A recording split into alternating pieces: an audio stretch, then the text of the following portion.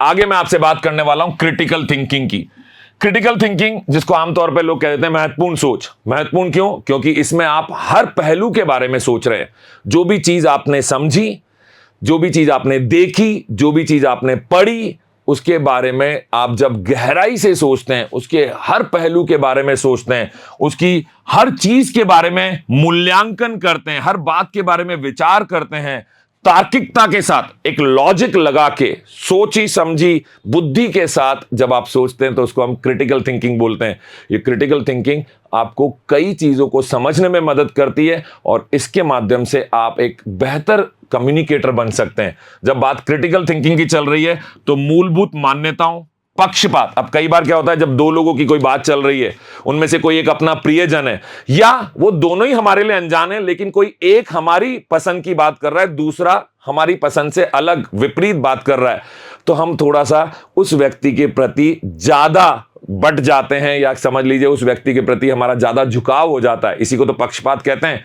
तो जब हमारी क्रिटिकल थिंकिंग अच्छी होगी तो हम ऐसी पक्षपात जैसी स्थितियों से बच पाएंगे। तो जो भी मूलभूत मान्यताएं आपकी हैं, जो भी आपकी पहले से एक सोच बनी हुई है, उस सोच को सुधारने में, उसको और बेहतर बनाने में ये क्रिटिकल थिंकिंग, जो तार्किकता है, ये आपकी मदद करती है और इससे आपको बेहतर परिणाम मिलते हैं और आप अपनी कमियों को भी दूर कर सकते हैं। तो जब भी आप कोई बात करें, चाहे वो लिख कर करें, बोल कर करें, जब भी आप कुछ सोचें तो उसके हर पहलू के बारे में सोचें, फिर आप अपनी बात रखें। जब बात चल रही है क्रिटिकल थिंकिंग की, तो यहां कई सारे इंपॉर्टेंट पॉइंट्स हैं, महत्वपूर्ण बिंदु हैं, कई पैटर्न होते हैं। किसी काम को करने का एक तरीका होता है, तो वो तरीका भी हमें तभी समझ में आता है जब हम क्रिटिकली, गहराई से हर पहलू के बारे में सोचते हैं। कई असंगतियां हैं। असंगतियों का सीधा सीधा मतलब हो गया इनकंसिस्टेंसी, मतलब नियमितता गायब है उसमें से। वो नियमितता क्यों गायब है? क्योंकि अपन कुछ चीजों के बारे में जानकारी रखते हैं और कुछ चीजों की जानकारी हमको नहीं है। तो जब आप क्रिटिकल थिंकिंग में उतरेंगे, गहराई से सोचेंगे, हर पहलू पे सोचेंगे, तो वो जो असंगतियां हैं, इनकंसिस्टेंसी है, जो अनियमितताएं हैं, वो कम होने लगेगी और आपको पूरा फ्लो मिलेगा, पूरी जानकारी मिलेगी, इस सिरे से लेके उस सिरे तक पूर्ण जानकारी आप प्राप्त कर पाएंगे। और जब पूरी जानकारी होगी तभी तो बेहतर कम्युनिकेटर बनेंगे। क्रिटिकल थिंकिंग के आधार पर अगर मैं आपसे बात करूं, तो ठोस तार्किकता, सॉलिड, बिल्कुल ठोस लॉजिक के साथ आपने अगर कोई बात की और आपने कोई धारणा बनाई, तो वो धारणा आपको सही निर्णय लेने में मदद करेगी, सही निष्कर्ष तक पहुंचने में मदद करेगी। एक डेवलपमेंट होगा, भावनाओं को समझने का व्यक्तिगत विकास आपका होगा और किसी भी प्रकार के पक्षपात से आप बच पाएंगे। तो कोशिश करिए जब भी किसी बात के बारे में सोचे, तो ऊपर से सोच के या सुनी सुनाई बात के अनुसार नहीं आगे बढ़ें। हर बात के बारे में आप गहराई से सोचें। अपने विचार की प्रक्रियाओं को, पक्षपात और मान्यताओं पर विचार करना, ताकि आत्म जागरूकता, सेल्फ अवेयरनेस आपके अंदर आ सके। यह आत्म जागरूकता कब आएगी? जब आप गहराई से सोचेंगे। जब ऊपरी तौर पे सोचेंगे तो कभी आपको आत्म जागरूकता नहीं आ सकती, उसको नहीं बढ़ाया जा सकता। और इसी तरीके से आप अच्छे, स्किलफुल, कौशलधारी व्यक्ति बनेंगे। क्रिटिकल थिंकिंग में आप कई तरह की समस्याओं का समाधान आपको मिल जाता है। आपके निर्णय लेने की शक्ति जो है, जिसको कहते हैं ना डिसीजन मेकिंग पावर, वो निर्णय लेने की शक्ति आपकी मजबूत होती है और आप हर चीज को नैतिक तरीके से और नैतिक तर्क के साथ कर पाने में सक्षम होते हैं। विभिन्न परिस्थितियों में आपकी महत्वपूर्ण सोच, ये जो क्रिटिकल थिंकिंग है, ये क्रिटिकल थिंकिंग का स्किल आपको किसी भी चुनौती का सामना करने में और निर्णय लेने में मदद करेगा। मुझे लगता है कि अब आप जब भी अगली बार कोई बात सोचेंगे तो उसके हर पहलू के बारे में गहराई से आप सोचने वाले हैं। अगला जो रीडिंग में, पढ़ने की कला में हम सीखने वाले हैं, वो क्या चीज है जो बात हमें समझनी चाहिए? विविध सामग्री। एक ही तरह की चीज पढ़ोगे तो आपको एक ही तरह का ज्ञान मिलेगा, और एक ही तरह के लेखक की चीजें पढ़ते रहोगे तो उसके लेखन की जो शैली है, सिर्फ आप एक शैली को ही समझ पाएंगे। आप समझिए इसको ऐसे, अगर मैं आपको रोज आपकी पसंद का ही खाना दूं, लेकिन एक ही तरह का, मान लीजिए आपको भिंडी की सब्जी और रोटी पसंद है, मुझे पसंद है, हो सकता है आपको ना भी हो, पर आपको जो भी पसंद है वो ही डिसाइड करके मैं आपको रोज दूं, सुबह भी दूं, शाम को भी दूं, अगले दिन भी दूं, अगली शाम को भी दूं, तो कुछ समय के बाद आप उससे बोर हो जाएंगे और उसमें जो विटामिन है, प्रोटीन है, उसमें जितने भी पोषक तत्व हैं वो तो आपको मिल रहे हैं, लेकिन बाकी सारे पोषक तत्व गायब हो गए क्योंकि आप बाकी खाना तो खा ही नहीं रहे। ठीक इसी तरीके से आपकी जो पाठ्य सामग्री है जिससे भी आप पढ़ाई करते हैं वो भी अलग अलग तरीके की होनी चाहिए। तो विभिन्न रुचियों और पसंदों को समाहित करने के लिए, विविध विषयों और दृष्टिकोणों को समझने के लिए आपको अलग अलग तरीके के सामग्री को, जो रीडिंग मटेरियल है, उसको अपने जीवन में समाहित करना चाहिए। इससे आपका ज्ञान भी बढ़ेगा, आपके सोचने समझने का जो डायरेक्शन है वो कई सारी दिशाओं में आप सोच पाएंगे। सिर्फ एक दिशा के बारे में सोचने से बेहतर काम आप कर पाएंगे।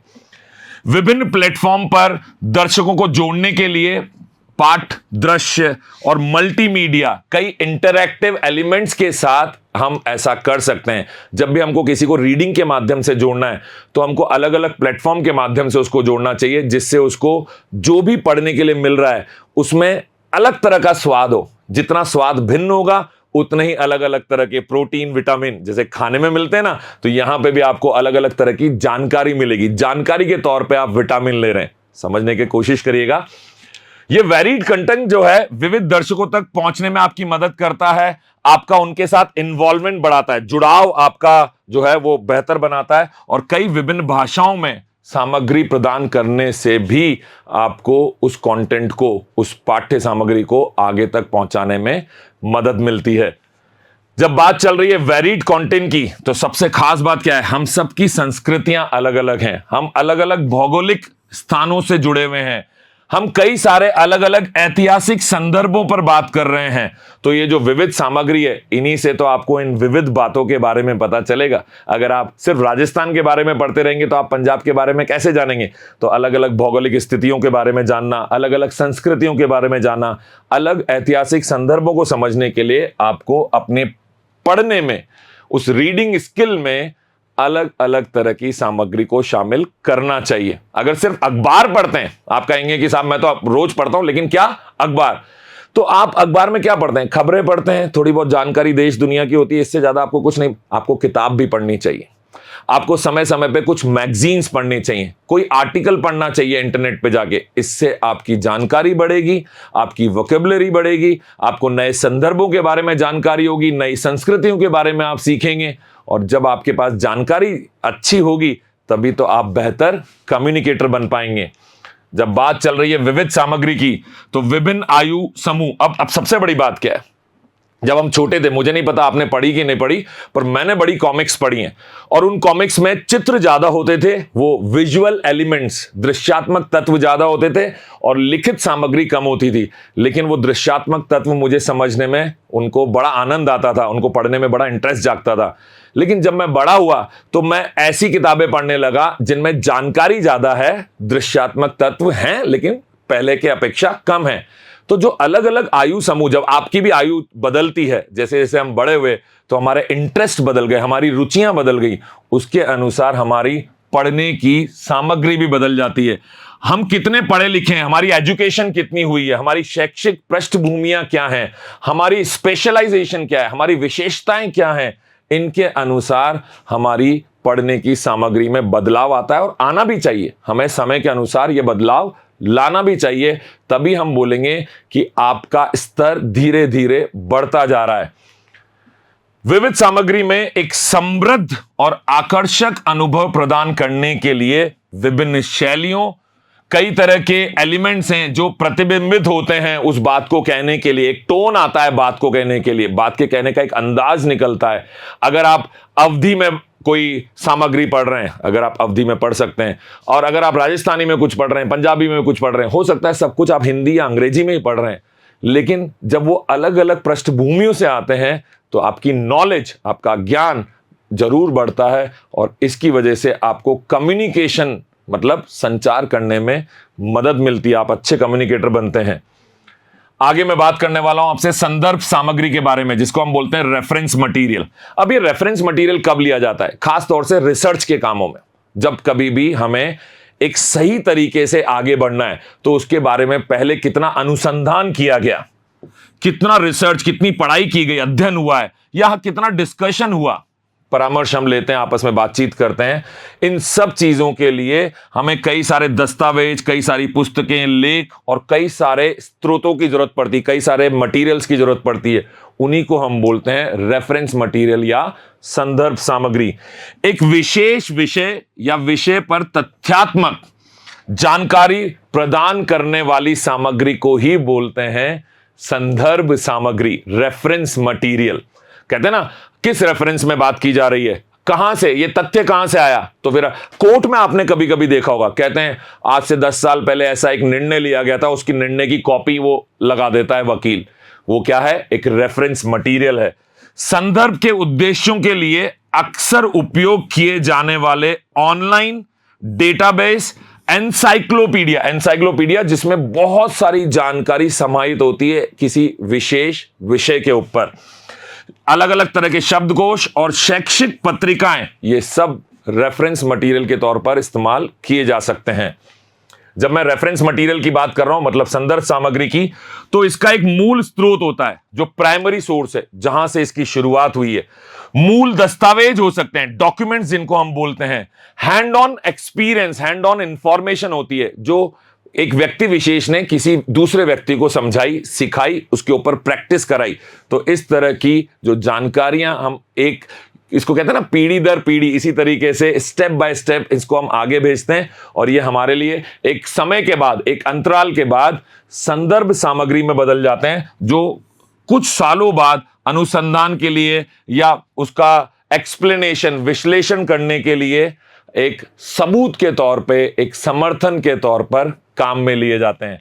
याद रखिएगा, ये जो जितनी भी संदर्भ सामग्रियां हैं, ये बाइब्लियोग्राफी, उद्धरण, मार्गदर्शिकाएं, जो भी आपको डायरेक्टरीज मिलती हैं, जितनी भी आपको इंफॉर्मेटिव बुकलेट्स मिलती हैं, ये सभी सूचियां शामिल हो सकती हैं संदर्भ सामग्री के अंदर, जो एक लंबे समय तक आप अपने पास सहेज के रखते हैं या एक डिपार्टमेंट इसको अपने पास रखता है और पीढ़ी दर पीढ़ी इसका स्थानांतरण होता है और इसमें आगे तो बढ़ती है, इसमें बदलाव भी किए जाते हैं। जब नई टेक्नोलॉजी आई, कुछ नया रिसर्च हुआ तो इसमें जोड़ दिया जाता है, लेकिन उस नए काम को करने के लिए इस संदर्भ सामग्री की आवश्यकता पड़ती है।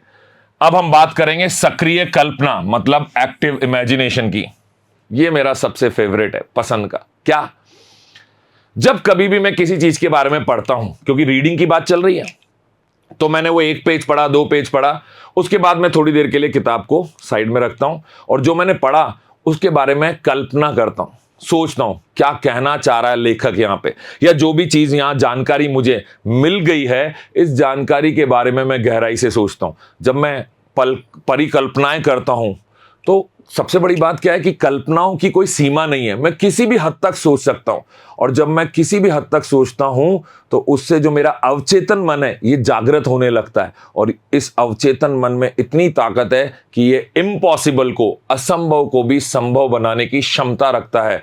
तो आपके पास जितने भी जो बातें आपको लगता है आप भूल चुके हैं, आपको याद नहीं है, वो भी याद आने लगती हैं। तो एक रचनात्मक प्रक्रिया जहां व्यक्ति अपनी कल्पना को सक्रिय रूप से लेकर विचार, परिदृश्य या समाधानों को इनोवेट करता है, उनके बारे में सोचता है, उसको हम बोलते हैं सक्रिय कल्पना या एक्टिव इमेजिनेशन। ये किसी भी बाउंड्री के बिना, कोई बाधा नहीं है, कोई रोक टोक नहीं है, स्वतंत्र तरीके से सोचने की प्रक्रिया को प्रदर्शित करता है। तो स्वतंत्र विचारों और विचारों को प्रोत्साहित करना, जो भी थॉट्स प्रोसेस आपके मन में आ रहा है, जो भी आप चीजें सोच रहे हैं, उनको एनकरेजमेंट मिलता है, उनको प्रोत्साहन मिलता है। नवाचारी मतलब इनोवेटिव, नई तरह की सोच। अपरंपरागत मतलब अनकन्वेंशनल, जैसा होता आ रहा है वैसा नहीं, कुछ अलग, उससे भी अलग। इस तरह की तमाम सोच को हम सक्रिय कल्पना या एक्टिव इमेजिनेशन का हिस्सा बनाते हैं। इसका फायदा क्या है? ऐसी स्थिति में आपको नए समाधान मिलते हैं, नए सॉल्यूशंस मिलते हैं। किसी जटिल समस्या का नया समाधान भी आप ढूंढ सकते हैं अगर आप एक्टिव इमेजिनेशन करते हैं, सक्रिय कल्पना का हिस्सा बनते हैं। अपनी कल्पना और अवचेतन मन की गहराइयों में उतरने के लिए आप कई चीजों का विजुअलाइजेशन करते हैं, दृश्यकरण करते हैं। जो चीजें हकीकत में नहीं हुई उनके बारे में सोचते हैं, उनका मन में एक चित्र बनाते हैं, एक वीडियो चलने लगता है आपकी कल्पनाओं का।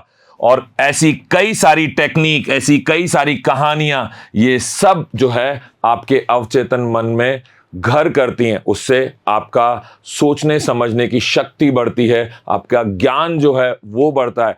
ऐसा नहीं है कि आप कुछ भी सोच रहे हैं ये सब कुछ आपको फायदा पहुंचाने वाला है, लेकिन अगर आप किसी दी गई जानकारी के बारे में गहराई से सोचेंगे, कल्पना करेंगे, एक्टिव इमेजिनेशन करेंगे, तो आपको इसका फायदा देखने को मिलेगा। सक्रिय कल्पना समस्या का समाधान करने में मदद करती है, रचनात्मक अभिव्यक्ति करने में आपकी मदद करती है। क्रिएटिवली आप खुद को एक्सप्रेस कर पाते हैं, किसी भी समस्या का आप समाधान ढूंढ पाते हैं, आपका व्यक्तिगत विकास होता है और कई तरह के मनोवैज्ञानिक एक्सप्लोरेशन, मतलब अन्वेक्षण जिसको हम कह सकते हैं, जहां पर आप चीजों को ढूंढ कर ला रहे हैं, नई चीजें पता चल रही हैं आपको, इस तरह की जानकारी आपको मिलती है एक्टिव लिसनिंग के माध्यम से। और सबसे खास बात जो मैं आपको बताऊं, ये आपके अतीत के विचार, जितने भी आपके पुराने विचार हैं, आपकी जो भी भावनाएं हैं, आपकी जो भी अंतर्दृष्टि है, जो आपके अंदर की इंसाइट्स हैं, सोचने समझने की आपकी जो क्षमताएं हैं, वहां तक पहुंचने में ये मदद करता है और आपके अवचेतन मन को ये जागृत कर लेता है। और जिसका अवचेतन मन जागृत हो जाता है, उसको जीवन में कुछ भी करना मुश्किल नहीं लगता है। तो याद रखिए दोस्तों, एक अच्छा कम्युनिकेटर, एक अच्छा संचारक बनना भी मुश्किल नहीं है, बस जरूरत है तो आप उस हर बात को गहराई से समझें, जो भी जानकारी आप जुटा रहे हैं। जल्दी आपसे मुलाकात होगी कम्युनिकेशन स्किल के अगले भाग में। नमस्कार।